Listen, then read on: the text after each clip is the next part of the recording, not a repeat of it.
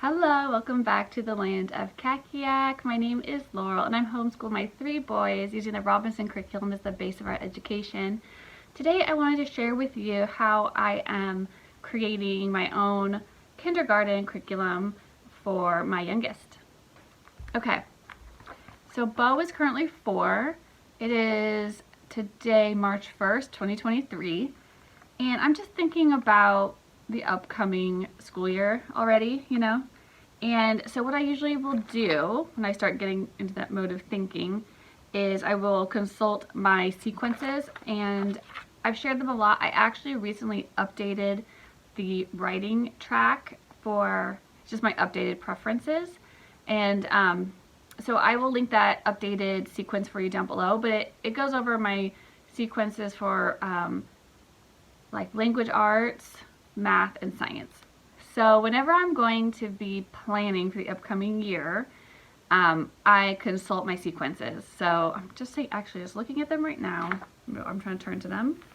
So my language arts sequence starts with pre-K. So I've got ABC's alphabet lesson. So this year has been a really successful year. It's actually been better. Bo has learned. He's working with all the alphabet letters of the alphabet, and he knows almost like all of the sounds that each letter makes. So I'm just going to continue this year to continue practicing that. I don't think I'm going to move on too much, but we're going to keep practicing, generally writing the letters, saying the sounds, playing our flashcard games, our phonics games that I've talked about before. So for next year, so if you have looked at my sequences, I recommend either Teach Your Child to Read in 100 Easy Lessons or Alpha Phonics. So I've done the Teach Your Child to Read in 100 Easy Lessons. I've never actually used Alpha Phonics, but I wanted to try it with Bo. Nothing against 100 Easy Lessons, I like it. I like to try new things too. And so many of the people that I follow, like Karen over at our house and stuff like that, swear by Alpha Phonics. So I was like, I want to try.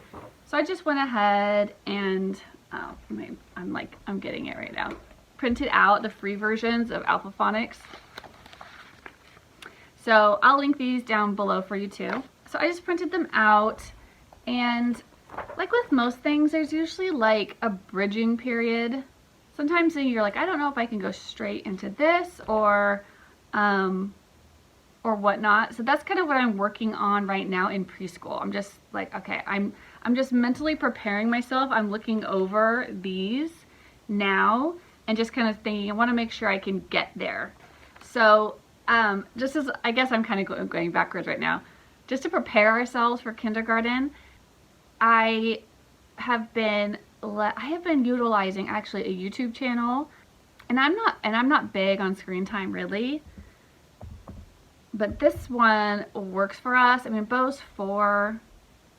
I don't think that watching this once a day is going to give him ADD or something. The channel name is Preschool Prep Company, and I'll link them in the description. So what I like about this YouTube channel is that they have these videos, and they are using the same kind of track for phonics that I am. So they're teaching all the sounds of the letters up front. So every once in a while, they have these little videos, and the letters are animated, and they're saying their sounds and stuff. And it is engaging. Bo will pay attention to it. So it's serving 2 purposes. One, it's reinforcing what I've already been teaching him with, I didn't start out with this. I'd already taught him the letter sounds and stuff. But lately I needed something for him to do because we've been doing spelling boot camp. And I like him to be involved. So while I'm giving a lesson to his older brothers, I will put on Meet the Phonics, the video Meet the Phonics. And so there are some ads, but in there, so you might have to every once in a while skip through an ad for them. But they have other videos, and they actually go on to the diphthongs, and they talk about vowels and consonants, and So you can actually just move them along as they progress, and he's so cute. And then there's like ones where they're like putting together, it's like early reading, like they're putting together like CVC words. So I like that it is reinforcing what we are, like basically what we're doing anyways. And so I really like that. I recommend that channel. They're not too long. They're not too crazy, like where I feel like it's overly stimulating. You know what I mean? Anyways, I hear him over here saying, I just don't say the sounds too, like, you know. So yeah, so right now we're just continuing to play our games, practice, and use Meet the Phonics as a something to reinforce what we're already learning. And I think actually I'm going to incorporate the videos, like as they progress, as he's progressing. I think I'll let him watch the videos as well. He asks for them like every day. He's like, Mom, can I watch something about letters? That's what he says. Or Mom, can I watch something about the number 13? I don't know why he always says the number 13, because they also have videos on the numbers. So I actually think those are totally fine, especially when you need a break to work with like the older kids. I think I think these are a good option for something to hold them over, and it doesn't include like making a big mess. Anyways, so I'm kind of just looking forward. I'm wanting, you know, just to prepare him for Alpha Phonics that we'll be moving into next year. And we also will be moving, I'll have him do the CVC reading, writing, and spelling, which is a resource I created before. Oh, let me show you. Okay, so since I'm looking forward, like, where are we going? So I know that he's going to be doing this resource, right? So this is reading and spelling for beginners, CVC words in cursive, and I have one in print too. So I know I'm gonna have him moving on to, you know, working through this. But what I'm looking for, so we'll be, you know, reading the words, reading them sound by sound and putting them together into the word, and he's going to be practicing like writing them. So this is just something I needed something to go off of to keep me on track. And so this is serving two purposes, right? It's serving spelling and reading, and then handwriting, right? Is a big reason. So I know he's moving in this direction. I think I might need something before we get to that. And I know that like eventually he'll be getting into my copy workbooks. So he'll be doing them, eventually he'll be in the McGuffey. So after Alpha Phonics, we'll start the primer. But he'll be getting into, you know, copy work like this. So I'm thinking like, how am I training him to do this? And I'd also need something that he can kind of work in, that he knows what's coming up, is very repetitive, that kind of gives him the warm-ups that I want him to have every day. Right now we're doing a lot of our warm-ups for him, like writing numbers in the alphabet, like on the chalkboard. I actually use the chalkboard a good amount for our family subjects. Like if you follow me on Instagram, you'll see I'm always posting, oh, I think I forgot to do it today, like our notes from our Bible time. Like I'll write the notes up on the board so the kids can copy them. And same with like spelling, like I'll do spelling lesson stuff up on the board. So the board is just like not always available, and I'd like him, if you give them something that like a notebook or something that they can write in, that it also is keeping that sample work that we're required to keep all in one place, and you're also able to see their progress, especially if it's like a repetitive thing. So that leads me to what I've been working on this week. Okay, so here's the cover. This is my first copybook. I made kind of a more girly-ish cover too, and I made covers for my first, second, and third copybook. And what I'm going to do in here is I'm just going to create my own little copybook. I've just made some pages. I'm just focusing right now, of all the things that I know he's going to learn. So I went all the way through Alpha Phonics. I made some grids like this. So this is my print we use, and then here's the cursive. Anyways, this is for him in the morning. He can just warm up, and he can like either trace the letters, right, and then try to do it on his own underneath, and that would just be like an easy, like no-brainer warm up in the morning. So I have just like a couple things like that, but I went through and I made these for like all of the phonograms in Alpha Phonics. because those are also going to be the ones, then I continue to use those, their flashcards and stuff for our spelling program. So I'm trying to create something that's preparing him for the materials and resources that I know we're going to use as he progresses.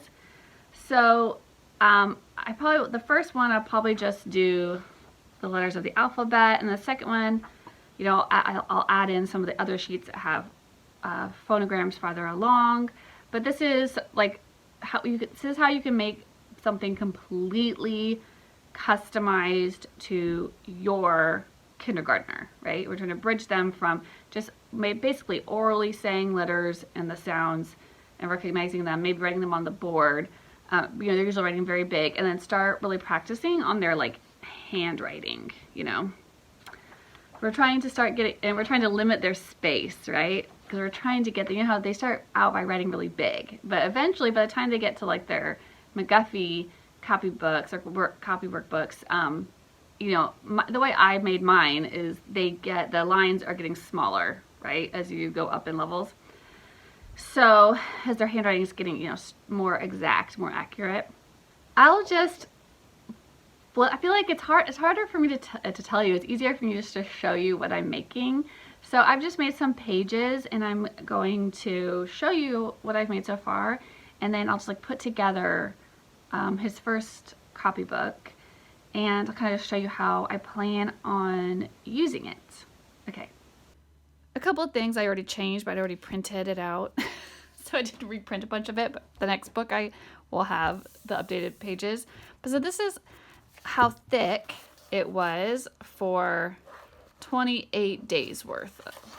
I didn't want it to be so cumbersome that it's difficult for him, for like a 5-year-old to get in and out. I want him to be able to grab his copybook and just start the day, So this is how I'm thinking this is going to serve me. And I'm thinking I'll probably just print him a new one once a month.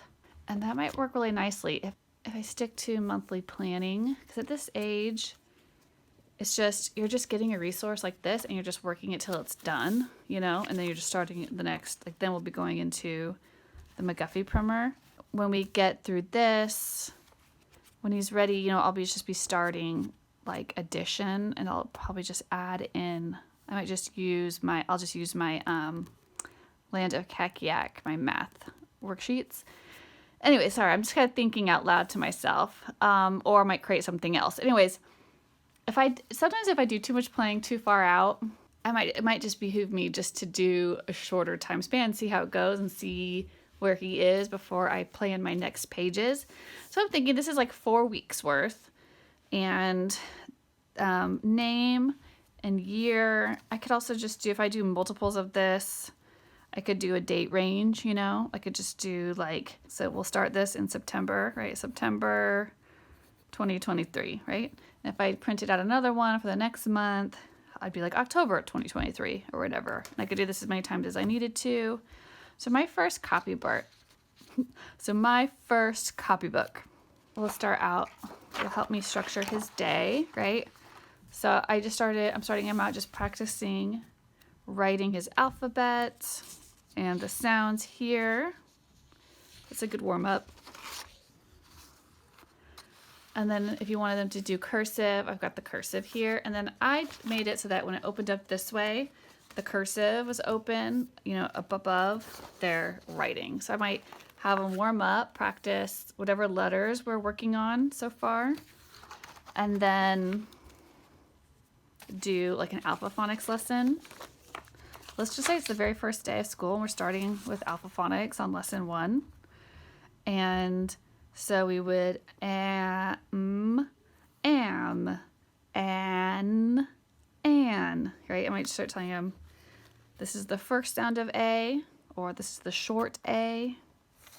We'll go over those.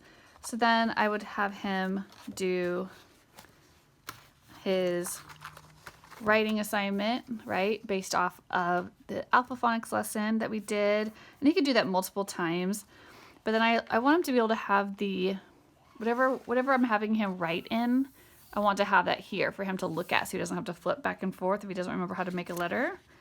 But, so, like if he was doing, I might have to show him am, in cursive, and as, at, X, right? And then of course this is his name. You practice writing his name. And maybe that's all we're gonna do just in kindergarten, you know, maybe do it like a couple times each. Then I have number lines for him here. So if he's working the 20s or if he's working the 30s, you know, he could do those.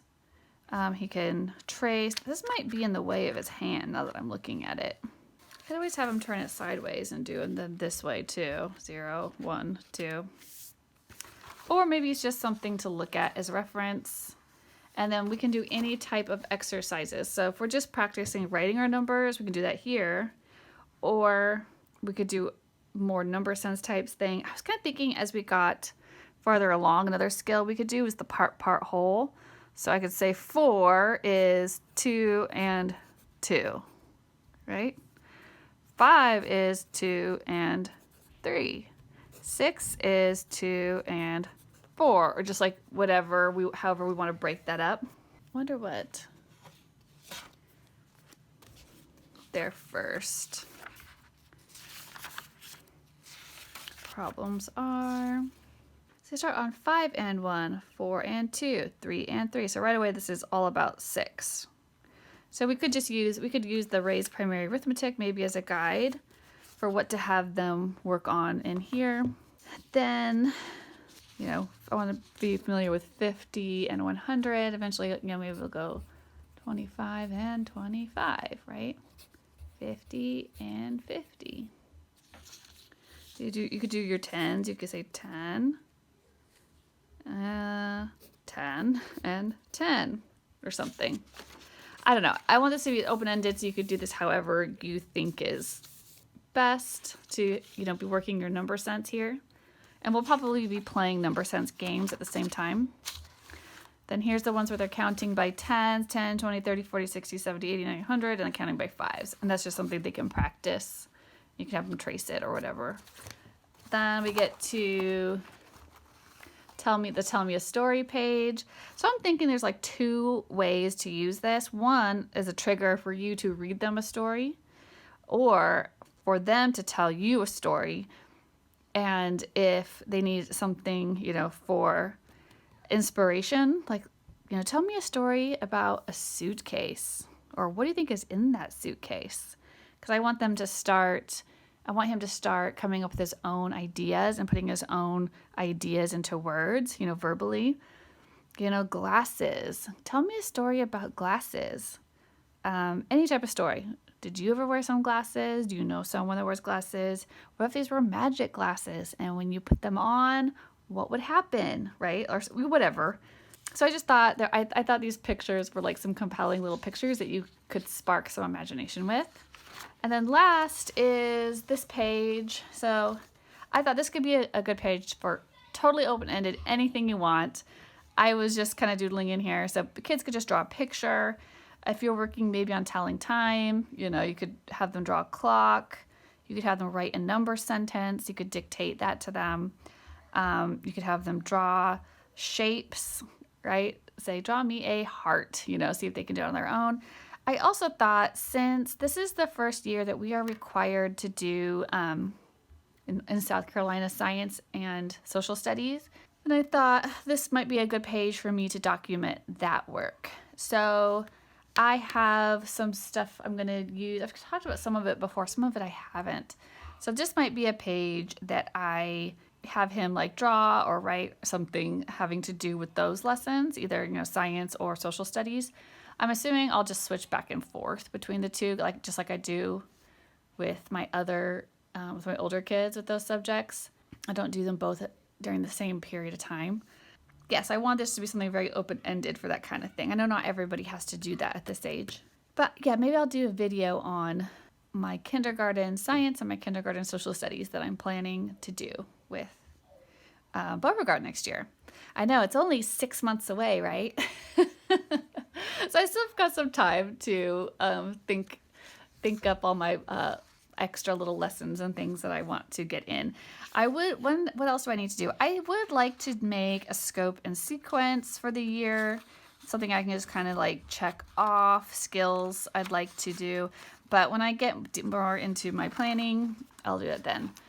All right, so then it just starts over. Whenever they get back to this place, they know it's the next day's work.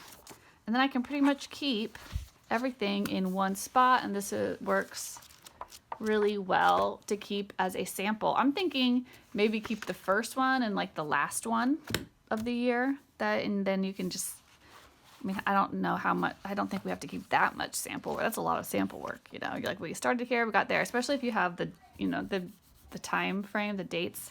Anyways, and then we'll be doing alphaphonics, and then I can just, every month when I make a new one of these, I can update pages as I need to, right? Like so I have more pages in the order. I made these of that alphaphonics introduces certain like blends and like phonograms. So I could, as we get to the next section, I could start adding these in or replacing just like the alphabet pages with these pages instead. Yeah, like I said, I might start swapping out just like the numbering pages for my math worksheet pages as when I feel like he's ready for that. But it'll help me to make a scope and sequence. So then when I'm like, okay, what's next? So I feel like he's mastered something. I'm like, what's next? I'll just be able to look at my scope and sequence and see what I wanted to do next. So you can do this. Like anyone could make their own curriculum. Just decide what you want to do. It doesn't like, you know, it's not mine's not fancy. You know, I don't want to do too much. I want to have lots of flexibility in what I can do with it and not get like kind of cornered with curriculum, which I feel like can happen where they're just not ready for stuff yet. I mean, if you want this, I'll leave a link to this product. I'm going to put it in my TPT store. I'll be adding to it. So it'll be one of those products that I keep adding. So probably as I make my next notebook, whatever, if I make a new page, I'll just keep adding to it. So, you know, if you ever buy anything, you can go back to the site and re-upload it to get an updated version of it. Everything I put in there for kindergarten will end up in there. All right, well, I hope that was helpful. Don't be afraid to make your own curriculums. All right, have a good